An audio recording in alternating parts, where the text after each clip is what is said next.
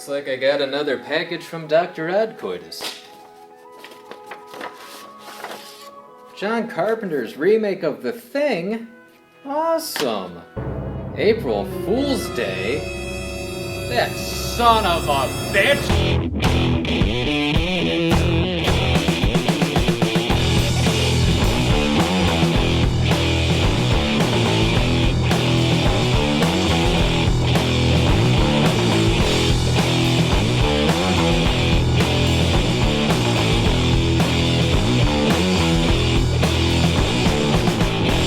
Hello and welcome to Boots to Reboots. With it being April, I figured it'd be a good time to check out a remake that hardly anyone remembers, and those that do wish they didn't. I'm talking about the 2008 straight-to-DVD remake of the 1986 horror film April Fool's Day. Warning, there be spoilers. The original sorta spoofs the slasher films of the 80s. It was produced by Frank Mancuso Jr. and Paramount Pictures. Mancuso produced several Friday the 13th films for Paramount, and the original even stars Amy Steele, who was the survivor girl at the end of Friday the 13th Part 2. Since it was made in the 80s, the cast of characters are pretty fun. They're goofballs looking to enjoy themselves at their friend's island mansion. However, they slowly begin to fall victim to an unseen killer. It's a whodunit film, ironically similar to Paramount's Clue. Except this is the R-rated version. Clue. It's not just a game anymore. Who the killer ends up being seems pretty obvious, but the ending offers a little twist. I love you! I love you too, babe. Overall, the original doesn't offer much in terms of clever death scenes or scares, but it has a great setting, likable characters, and a plot that keeps you guessing. So let's move on to the remake.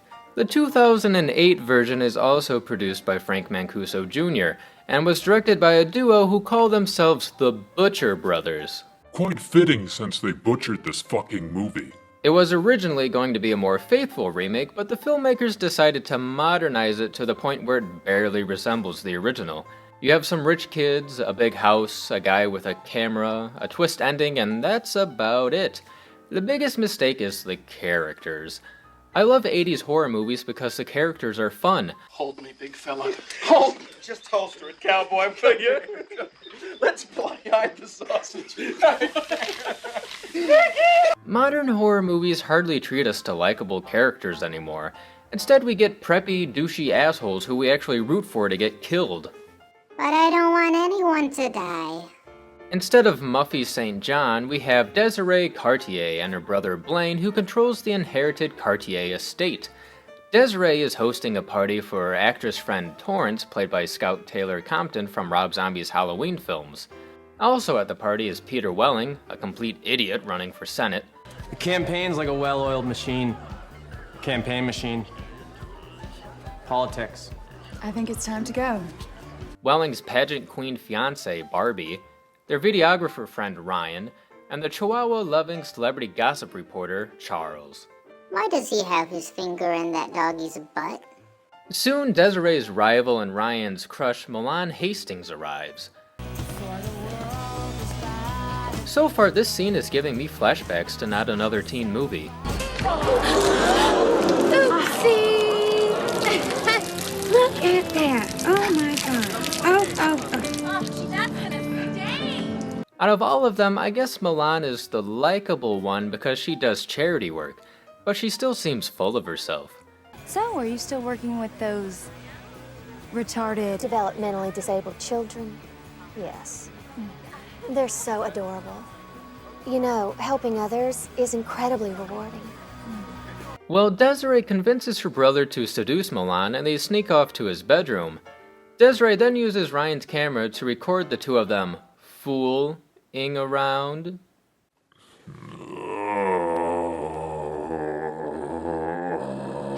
La la la, la la la la, la la la la.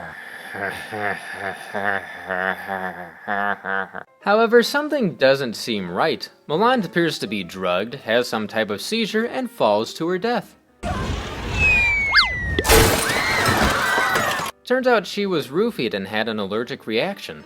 In court, no one goes to jail, but Blaine loses control of the estate to his sister. 1 year later is when the real story begins. Our main characters all get invitations to meet at Milan's grave. It appears that this mystery person knows what they did last April Fool's Day. With the gang reunited, they get a package from Milan containing a video of Charles trying really hard to act like he's drowning.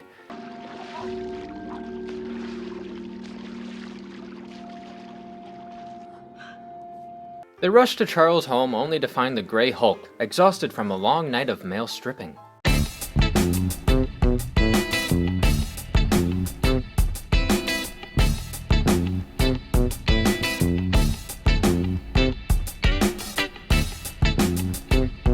Hey, if that ends up on the interweb, I will have you raped by a wizard. Glass of champagne. Yeah, and that is a promise, not a threat. The rest of the movie consists of Desiree suspecting one person after the other, only for them to end up dead and their bodies vanishing. Barbie is electrocuted to death. Ryan gets his throat slit. Peter is run over in a hilariously awkward scene.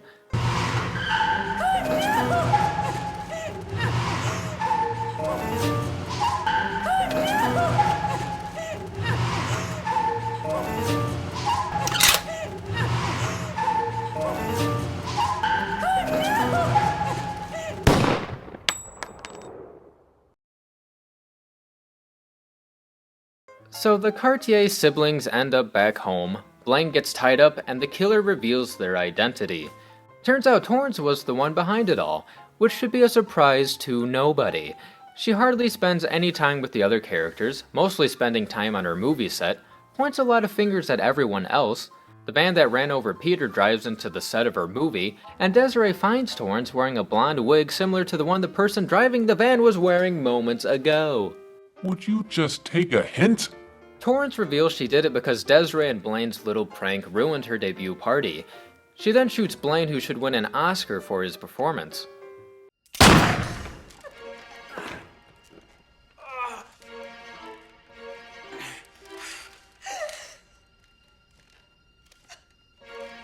After her brother's death, Desiree admits that she gave Milan the roofie that killed her. Wait, I killed Milan. I did it. She did it to gain control of the inheritance and to use Blaine as the fall guy. Desiree then perfectly sums up why I don't give a crap about any of these characters. Charles, the social climbing fag who built a small empire by exploiting Milan's death? Or how about Peter, the so-called politician who didn't have enough smarts to keep his dick in his pants? Maybe Barbie, who'd rather send death threats to Milan than take up marital issues with her husband. Let's not forget about that obsessive creep, Ryan, who'd rather see Milan in a box than with anybody else. And Blaine? Blaine didn't care about anybody. After her confession is when we get the big reveal. Blaine begins to chuckle, and our victims return from the dead. Turns out the whole thing was a prank to get a confession out of Desiree. Wilford, why? Because you were always such an insufferable bitch. Torrance used her special effects crew to fake the murders. Torrance fires the gun one more time to prove it's all fake and blows Desiree's head off.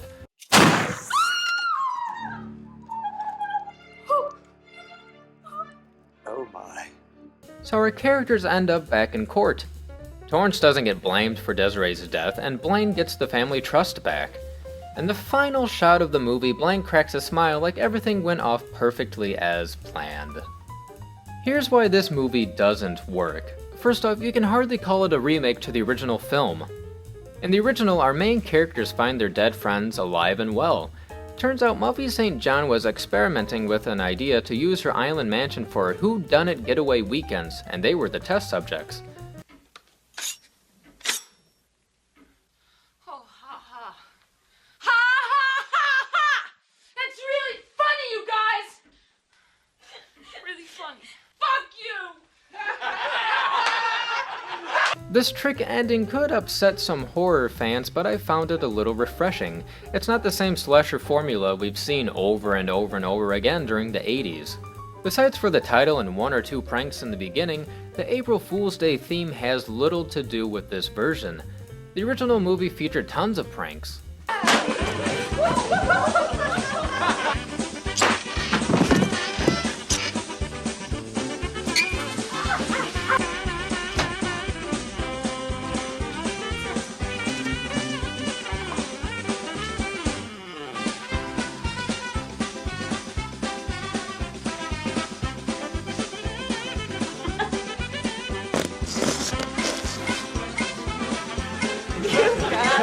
Meanwhile, this version is more about death and who gets control of the family's money.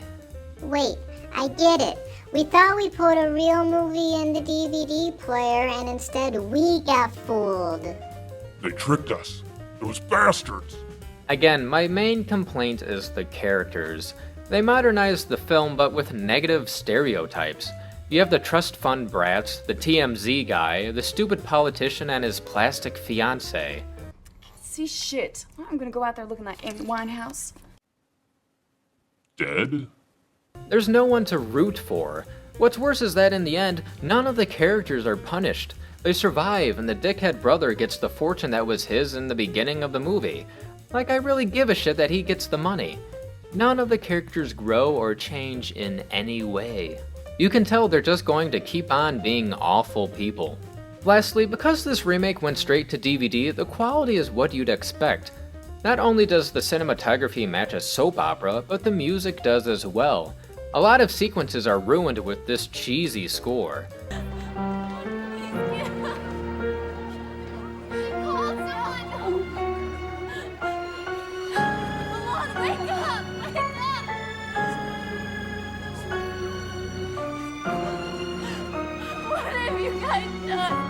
The film looks cheap and sounds cheap.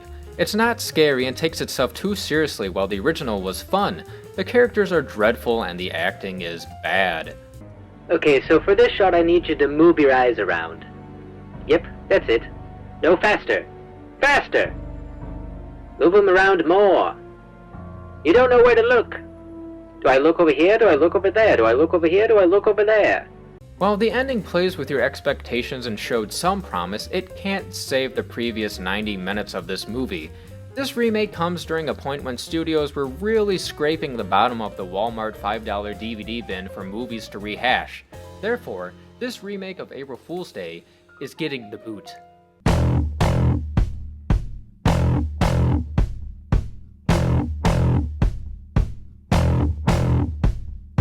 This might be one of the biggest pranks Hollywood has ever pulled on its audience.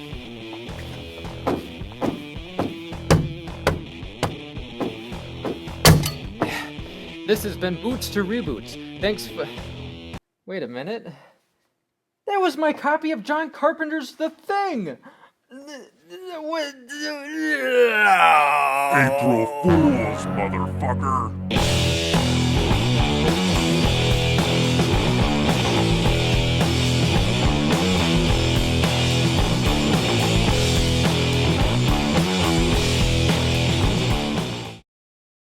Can she not hear me? I said move your goddamn eyes!